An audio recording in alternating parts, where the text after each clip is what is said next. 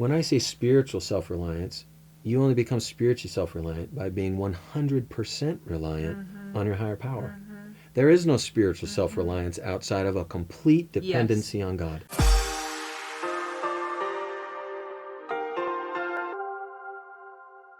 Hello and welcome to The Middle. I'm Gaynalyn Condi, your host, and I am so excited for the conversation today because my worlds have collided. My real talk world and my middle world right now. That's right. This is John Fossum. Hi, everybody. Good to be on the show. My new co-host on Real Talk. Yeah. And I am so grateful that he agreed to come and hang out with me for more minutes this month. It's a loose usage of the word agreed, but I'm here. Yeah. He may have been strong-armed. Hey, you're going to get an email and you're going to say yes. Yeah. We talk a lot, so we could talk a lot about a lot of things, but I think we're both feeling like the Spirit has led us to a conversation that I feel is Spirit-directed. But before we jump into that, do you want to introduce yourself, give a little bio, little commercial, the 30-second John Fossum? 30-second John Fossum. Yeah, I'm John Fossum. I currently teach seminary full-time, but before seminary, I was going to get an English PhD, but just got sidetracked, and so that's where I was headed. So I do have a master's degree in the most exhilarating area of study called 18th century British literature. Which is your favorite 18th century work of literature? You're not going to tell? No, I don't even know how that happened, but it did, and I have the degree, and well, I'm here now, and I'm a seminary teacher, but it served me well through the years. I was raised in Georgia primarily, but born in Missouri, spent a little time in New Jersey, raised in Georgia, went on a mission to the Philippines, came back, went to school, married the lovely my wife, Sarah Packer Fossum.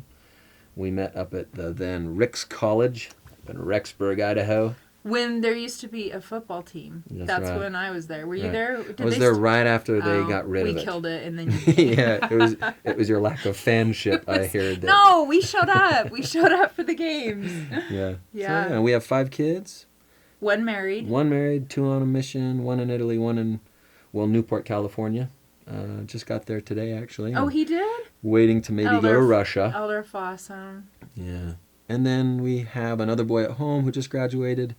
And we have a 13-year-old daughter who's special needs. Her name is Rachel. We love Rachel. She's our light. She's magic. Yeah. She's magic. Yeah. That's it.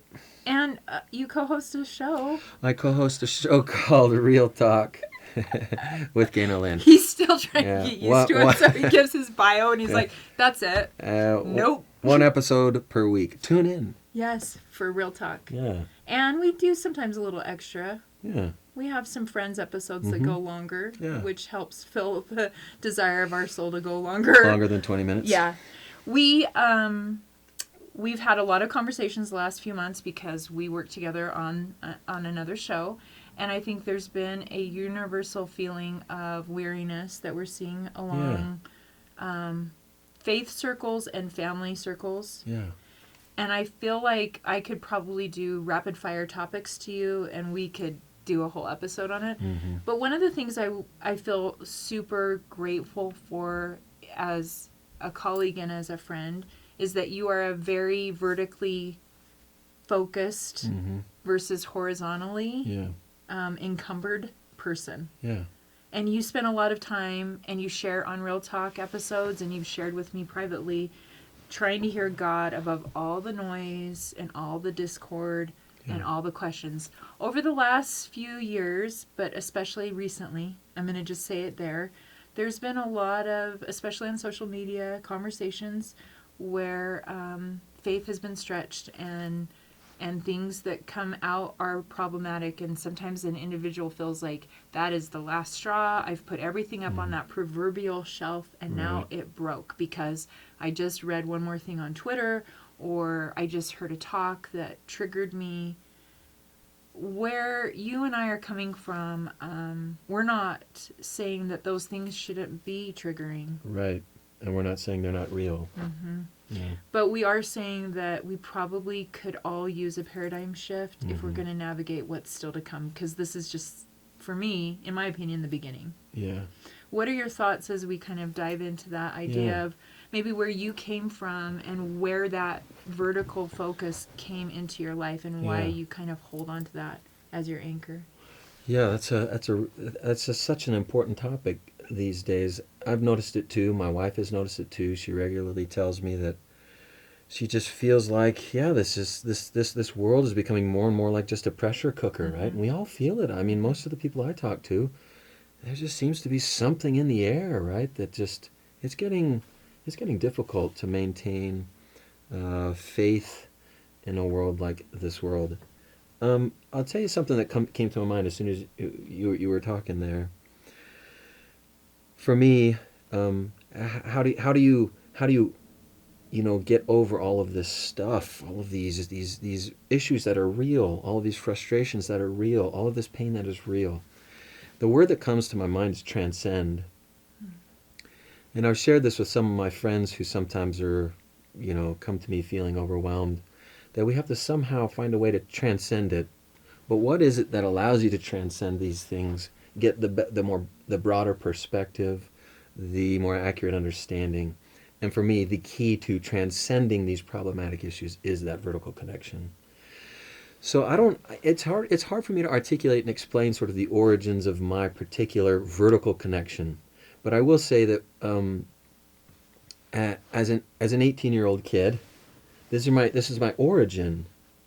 I was not in a good space spiritually. I was definitely going against the light that was in me. I was living against my beliefs, Your values. my values. Yeah, and so I wasn't feeling peace, because you can't feel peace, I don't believe, unless you're living in harmony with what you genuinely believe, with your values. But anyway, I was kind of reveling when I was 18 in sort of my behavior that was not in line with my values. And I had a miraculous spiritual awakening. And I don't know, I'm not going to go into detail about it, but it was miraculous. I wasn't asking for it. I wasn't looking for it. But in sort of simple terms, God just smacked me across the head, opened my eyes, and I saw life differently in an instant. Was similar to Alma the Younger? Absolutely. That character resonates so deeply with me because it is the closest parallel for me. Also Saul in the New Testament. Probably Alma more, because he was more in a spirit of rebellion. Saul seems to have been genuinely believing what he was doing was right. He was more of a vigilante. Yeah, right. I was just a punk. And you have great parents that had raised you in faith. Yes. And you were kind of like, Yeah. And so there's my origin, right? I'm 18 years old, and I wake up, no effort on my own, no attempts to connect with the divine. I was trying to avoid all that, but it just happened. Explain to me why. We could talk about that all day long. Who knows, right? And then as I moved on past that point, in a totally different direction now, because I had to. Because it was a course correction. I had to.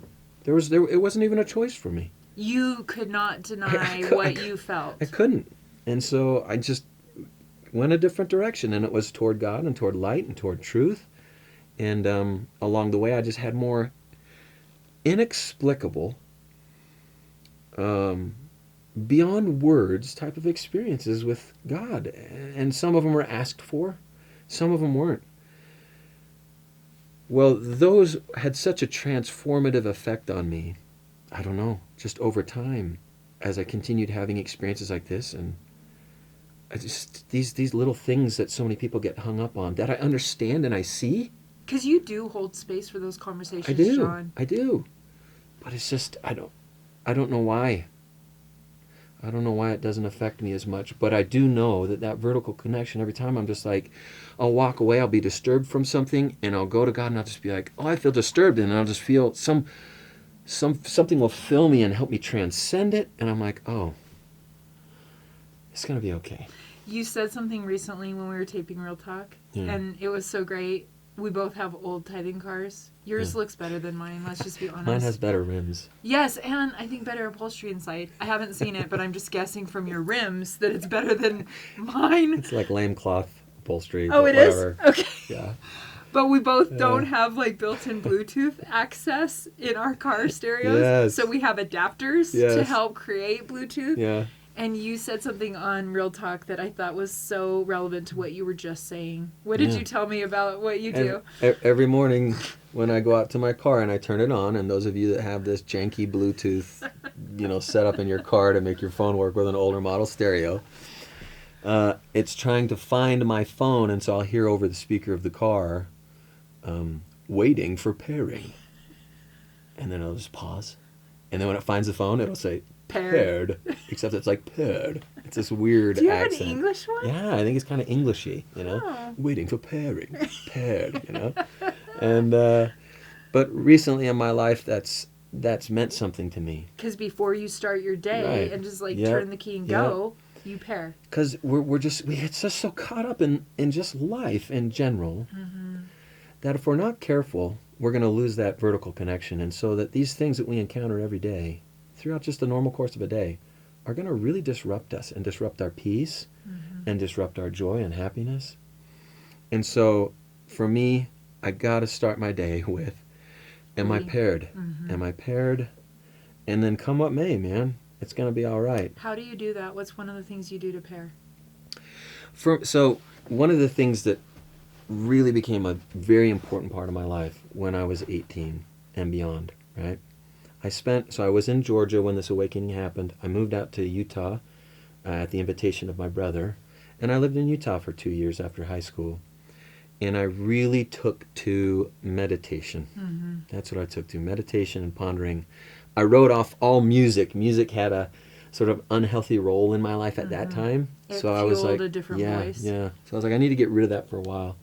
So I got rid of all music. No music, like zero. And that's going to be great because today people love music even more, I think, back then when I was growing up. But, we had to buy the cassettes. Right? Yeah, right? We had to wait till they played it on the Now it's radio. like, it's on your phone. Like, it's everywhere. But you were quieting the noise. I had to quiet it. I had to quiet it all down. And so I went without music for at least a whole year. And I learned to exist in silence. I worked at a lumber yard. I began driving lumber trucks for deliveries, and I would never turn on the radio.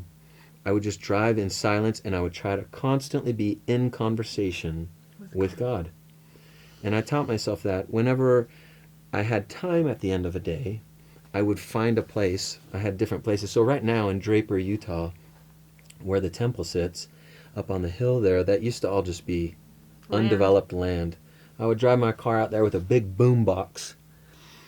And this is about a year and a half living when I started to reintroduce music into my life, but only instrumental music. Yes. Instrumental, yeah. Oh, this is beautiful. I would take like my favorite CD of opera or instrumental. Yanni, do you remember Yanni? Yeah, I still literally own a Anyway. CD of Yanni's. This is actually turning out to be kind of an embarrassing story, but I would drive up there by myself, get my boombox, hike up into the hills. Where it was silent. And turn on opera music or Yanni or some sort of like instrumental music and just look over the valley as the sun went down. Wait till the music ends, turn it off, and just sit and just listen to the wind around me and just ponder. That was a regular practice for me. I would drive out to the Great Salt Lake and watch the sun go down after work and just sit on a rock and then just sit and think and ponder and listen to the wind and try to just quiet things down and listen. That's where it started for me. And so that is definitely, that's my go-to thing. I feel like I'm in a constant conversation with God. I genuinely feel that way. Well, I want to ask you about that because I feel like our viewers are asking in real time. I can feel, so how does God sound to you? What did you learn about his language, his voice over Great question. Over those periods of time where you were removing and only introducing what kept that voice connection paired? Well, I'll share this first by saying that I do believe that the way God speaks to each of us is very unique and different, and it's each of our own journey to discover what that is. And it sounds familiar because he is familiar. Yes. So for me, it was all about 3 words come to my mind in terms of qualifiers or descriptors: confidence, clarity, and peace. I can't even, like, those to me, confidence, clarity, and peace. I know that's what truth tastes like and feels like to me. And smells. And yes, it's like there is a feeling that I know when something is a partial truth compared to, you know what I mean? I know when something's not quite right. I can't always articulate what's not right in a certain instance, but I can feel it because something, one of those three, if not all three, confidence, clarity, and peace. One of those three is disrupted. And juxtaposed, the adversary is confusion right. and chaos, fear, yep, all that. What a great so way to that's why articulate. I often say panic is not a fruit of the Spirit. Anxiety, not like clinical, chemical sort of anxiety, but like, oh, I don't know what to do in this situation. That's not a fruit of the Spirit. Fear, right? All these things, those aren't fruits of the Spirit. So what do you do when you find yourself, because I've reached out to you in some of those moments where I'm like, I know this project is from God. I know this is what He's asking me to do, but I'm in the frenzy of it not working or not making sense or problematic or triggering. How do you make space for moving through that instead of kind of making camp? Man, a couple things came to my mind when you said that. One is my default sort of go-to is to go sit by the fire. You know, in the backyard. I have this gazebo that I built. It's magic space. It is. It's a beautiful, for me, it's a beautiful, magical, just sort of, it's covered, so if it's raining or snowing, I can be out there. I can turn on my fire, I want it to be convenient, and just sit, and I just need to reestablish, make sure I'm paired, I'm connected, and I'll know when I feel the peace, the confidence, and the clarity, right? All that, I'll know it, and then I can go back in it. Another thing that's helped me through those times is I've learned that is a part of life. That's a big part of our experience down here. The pressure is part of it. Okay? And I don't that's interesting because we started with there's so much pressure in the world. I don't want to say this is how we get over the pressure and we just kind of like the pressure's not going anywhere.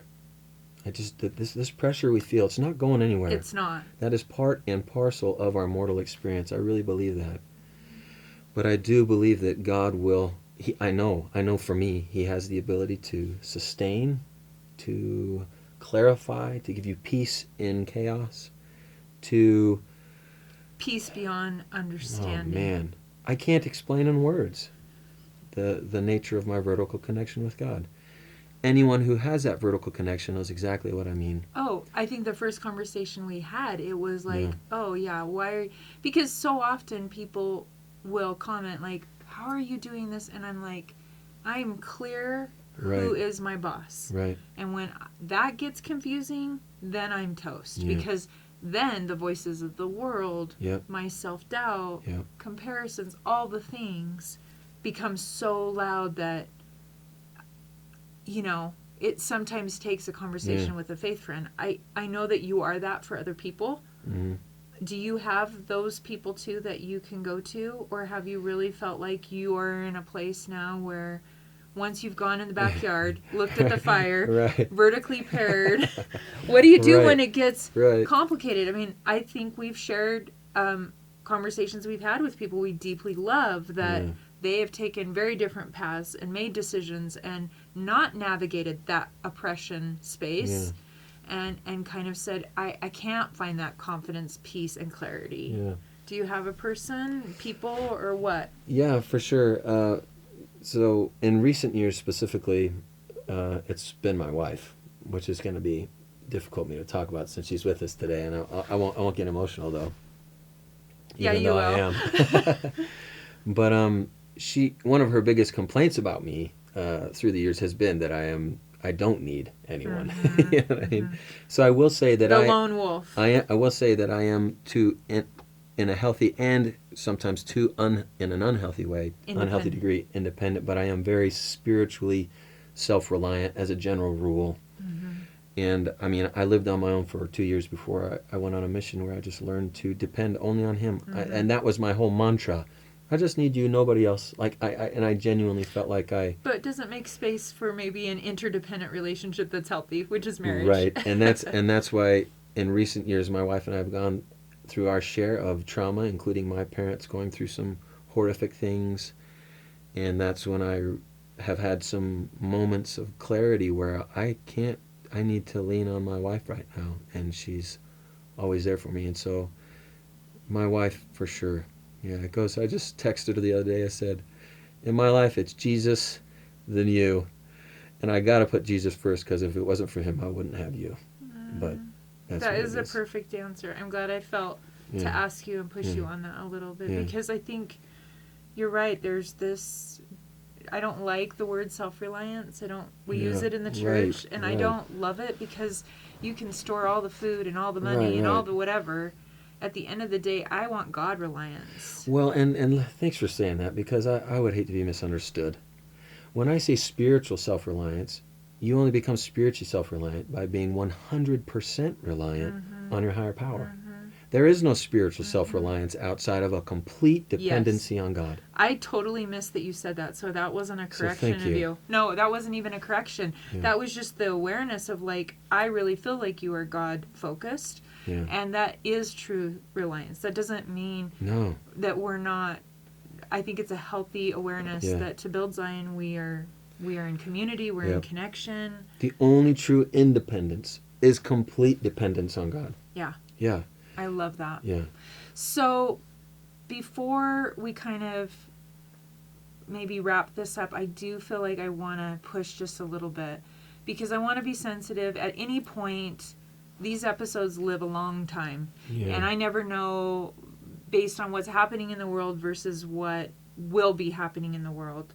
You know, that they're out there and they find people on the days they're looking, I hope and pray always. Yeah. But recently, over the last few years especially, there's been an increase or an intensity where church leadership has disappointed. Is Yeah. that a fair way to Sure. overgeneralize Yeah. complicated? Yeah. Or they stated something or took a particular stance on an issue that, rubbed people wrong. Yeah, for sure. And I don't know a family on the planet that isn't navigating where individuals have taken different journeys and are in different places on the conversion path or the covenant path. And so there's not a family that's not kind of grappling with, wait, I still hold these values and I'm still trying to keep these covenants. We've talked about it on Real Talk a lot with the Old Testament this year, right? Where you see these individuals, these patriarchs that are so covenant focused while they're navigating children that are like, peace out on the birthright. I don't really need it, you know? Yeah. But I think one of the things that continues to be the trigger is you go on social media and there's another headline of a teaching, a devotional, a fireside or something, or talk from general conference or church history. I know you've sat with individuals. I know you are in the classroom with teenagers that are asking hard questions.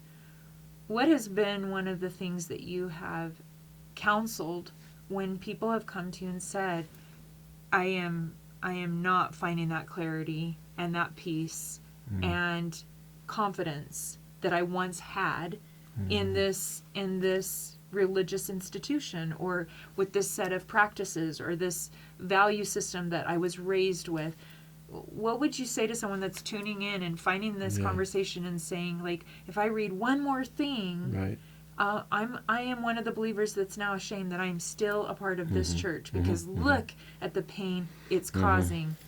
That was a lot to throw at you because I'm hoping the Spirit's telling you exactly. Oh, well, I had Okay. just a couple thoughts. Okay.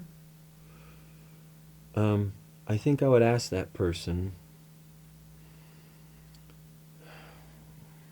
I don't know, I definitely don't want to sound pharisaical or judgmental. I would really, in a genuine spirit of inquiry, where is your faith? Where is the origin? Where does your faith lie? And what does your faith lie? Because sometimes we expect too much. Our expectations about, for instance, church culture are just unrealistic, right? Our expectations about what our family should look like are sometimes too ideal, right? So what is your faith based in? And there's a phrase that keeps coming to my mind. I want to share it before I forget it. Okay. And I would say, oftentimes, or maybe even like oftentimes, crisis precedes clarity. And I just want us to just sit on that for a That second. is a hashtag. Crisis precedes clarity. I say that because that's what life has That's taught the me. pattern you've seen. That's what life has taught me. Crisis precedes clarity. And so, in our moments of crisis, one of two things is going to happen in my mind. Well, here's the two most important things I think that could happen. I'm sure lots of other things can happen. One, that crisis is either going to push me and push me and push me until I drop to my knees, let down all my defenses, and I have that vertical experience with God that's going to give me the peace, the clarity, and the confidence to move forward. Or I'm going to hit that moment of crisis, and I'm going to be able to look back on those vertical moments of connection with God and get through it and learn something and be stronger and continue in this path, this classroom experience of becoming like God. But crisis, I don't know that we're ever going to get away from it. I don't know that I'm ever going to get away from it. And I feel like we've maybe taught that false expectation that if you're righteous, you won't experience crisis. Or that you'll be able to sustain every leader all the time. But what if crisis is one of our great teachers? And what if that's the whole way, the whole sort of pattern that moves me to have those vertical experiences? And so I hope that our moments of crisis become the impetus behind our having vertical connection experiences with God. That was a great answer. I just reread something in a book that I read years ago, and it was a perfect time reminder of that cycle, right? Where all of a sudden you have this like up level spiritually, and it feels like, oh, no one's going to test me ever again. Like, God and I are like this. Right. We can take on the world. It doesn't matter if there's flying monkeys and we're dead in the poppy fields. I made it, right. Like, I see the Emerald City and we're great. We're on track. Yeah. And then that goes through a while of a honeymoon period, right? And then you start to feel, just for me anyways, and maybe for you, this kind of lag starts to happen. It 100%. starts to levels out. Same with me. And then I hit a stinking wall. Yep. And you know it's coming. I think that's the key. It's just Seriously. It's coming. Yeah. Right now in my life, I would say I'm in sort of a happy place. You but are?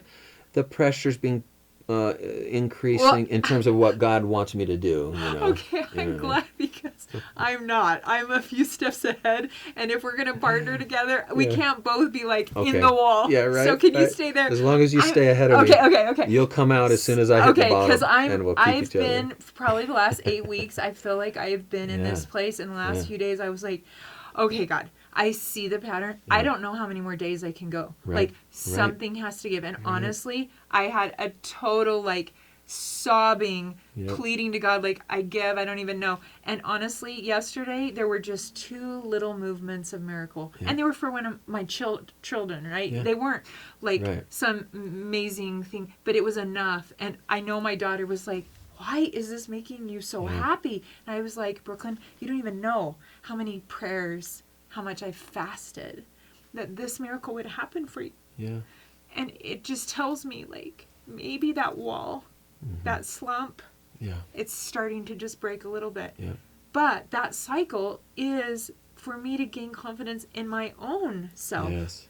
And to trust that vertical connection, because once again, it will be there again. And that's why I love doing digital content, because usually I get to have a conversation where it, like, in real time captures the faith for the days where it's like, smoke and mirrors, I don't see where it's supposed to go. Yeah. Any other thoughts? No, I would just say that healing is inevitable. It's just a matter of time. It really is. I've learned it. You've learned it. Think back from where you've been to where you are. You've seen the cycle played out over and over and over and over again. Distress, crisis, pain, suffering comes. Healing always follows. It eventually always follows. Sometimes longer than others. Other times, but it always happens. You will have seasons of peace. You will have seasons of suffering. That's life. You know what I mean? What did President Hinckley compare life to? The old steam train journey? Where you Remember? just saw the light, right? A little bit. He's like, most of it you're just shoveling coal and it's smoky and hot, and every once in a while it's a beautiful vista. Yeah. But then you're back to shoveling coal, and he said the key is to thank God for the ride. That's so good. Yeah. Thank you, brother, for coming and having this faith-promoting and honest conversation. I want to just ask one final question. What is your manna? A manna, that life-sustaining That daily you can't daily store. bread. Yeah. You can't store Yeah, it, yeah. except on Saturdays or Fridays, depending on what your Yeah. faith is. For me, honestly, it's just a general and deeply felt and experienced awareness every day that the battle is won, that Jesus Christ has saved me. Past tense, it's done. He did it 2,000 years ago. My sins, my pains, all the negative experiences of my life, he's already gone through. He has the ability to lead me through them, to guide me through them, to heal me from them, to help me learn from them. That's it. That's the core of the peace I feel every day, is understanding that this battle is over. It's just a matter of what am I going to learn between here and when he comes back. Mm-hmm. And so I try to rest in his victory every day. And as I rest in his victory, my goodness, so many little things just kind of go away. And when I'm in the moment of crisis, which is going to happen, I realize that all this too is going to be okay eventually. He's already fixed it all. We just gotta get there. Mm-hmm. It's one eternal round, right? It's one eternal round. It's one inevitable. Mm-hmm. And so it's coming. Healing that we all want is coming. For some of us it'll take a long time, and my heart breaks for them, but I have a testimony from my own experiences that God never fails us. He never fails us, and he'll lead us to that end. So the victory's won. Let's just rest in that and bask in it and enjoy it. And it's the perfect answer. 2 years of asking that question, and I think that's such a beautiful way to just say that really with Jesus on the bench, you're going to win the game. Yeah. So I'm grateful for your testimony. I'm grateful to share a platform with you. Yeah. I usually give guests the opportunity to share how people can find them, but you don't really love being found. Nope. But he got roped into hosting a weekly Come Follow Me show with me. So now people can find him. So probably the best way to find you is on the Real Talk. Yeah, just tune into Real Talk every week. Yeah, we'll drop an episode a week, and we'll try to keep it real and relevant and talk about issues that are on the radar, and hopefully offer some things that contribute to healing and peace, confidence, and clarity. Yeah, that's exactly right. And we try to do it in 20 minutes. Not always kind of like this 20-minute episode. Exactly. Thanks, brother. Yeah. I appreciate you so much. Thank you for joining us. Please share this episode. I don't know there's a person on the planet that isn't needing the reminder that Jesus is in their corner and that they can make it. Whatever your middle is, you can do it with the help of the Savior. And we'll see you again on the middle.